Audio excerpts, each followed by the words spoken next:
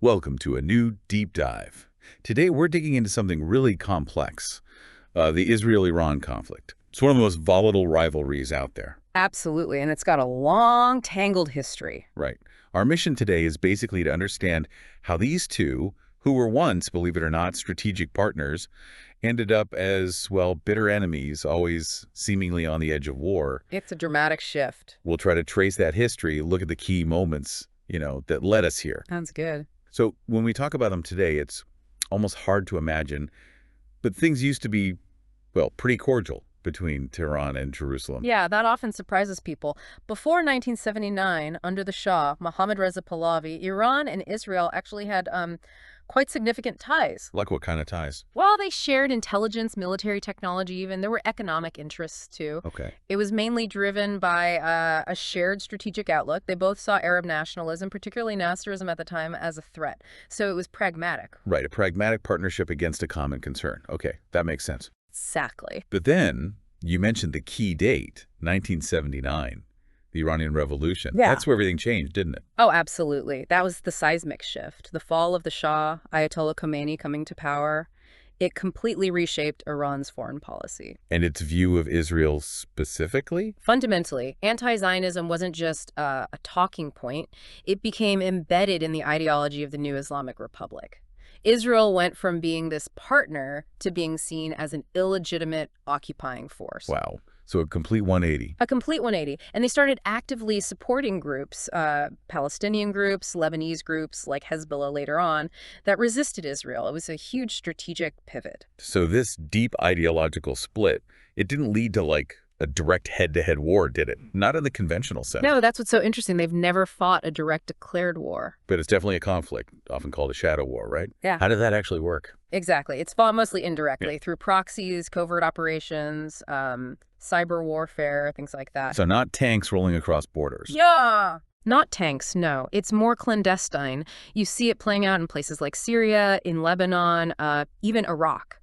And through specific incidents, attacks on infrastructure, drones, assassinations. Can you give us maybe some clear examples of how that shadow war actually manifests?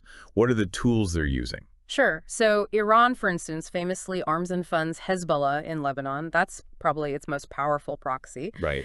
And various militias in Syria and Iraq, too, extending its influence. Israel, on the other hand, responds often with precision airstrikes. Against those proxies. Against the proxies, or sometimes against Iranian personnel or assets directly, especially in Syria. And then there are the covert ops. Think about, like, the Stuxnet virus that hit Iran's nuclear program. Yes, I remember that. Big deal at the time. Huge deal. Or the targeted killing of Qasem Soleimani, who was really the architect of Iran's regional strategy. Or the ongoing strikes in places like Damascus. These aren't random. They're part of this constant, low-level, undeclared conflict. Okay, so it's this ongoing, simmering conflict fought indirectly. Now, bringing it up to today, 2025, it feels like things are particularly tense. Are there specific flashpoints making it worse right now? Yeah, absolutely. Things are definitely boiling. You've got several factors adding fuel to the fire. Iran's nuclear program is a big one. Always looming. Always looming and getting closer to what Israel considers its red lines. Then there's the ongoing Gaza war, which has really inflamed the region and intensified proxy actions everywhere. Right, that ripples outward. It really does. You also have the Abraham Accords, the normalization deals between Israel and some Arab states. While seen as progress by some, Iran views it as like an encirclement effort. Okay, a threat. A perceived threat, yeah. And maybe even the background noise about the U.S. potentially, pulling back a bit from the region, that creates uncertainty, a vacuum that both sides are watching very carefully. So with all this tension, all this brinkmanship, what's the end game? Does anyone actually want a full-scale war? That's the million-dollar question, isn't it? Most analysts, like Dr. Lena Darwish, who studies this, tend to think neither side wants an all-out war. The costs would be enormous. Right.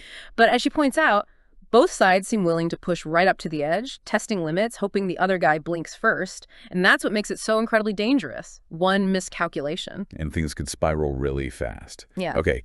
So for you listening, what does all this mean? This deep dive really shows, I think, that this isn't just a simple power struggle. No, it's much deeper. It's ideology, it's history, it's strategic threats, all colliding in this really complex, indirect way.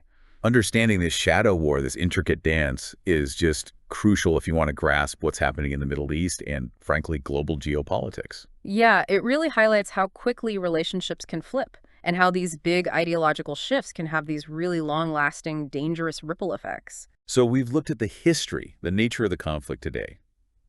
The fuse and the fire, you could say. Next time, we're going to zoom in on one of the most sensitive parts of this, Iran's nuclear program. How close are we really to a tipping point there? That's a critical piece of the puzzle. Definitely. Until then, here's something to think about. In a world full of this kind of dangerous brinkmanship, what does it actually take to de-escalate? What are the real ingredients needed? And maybe more importantly, who has the power to actually make it happen?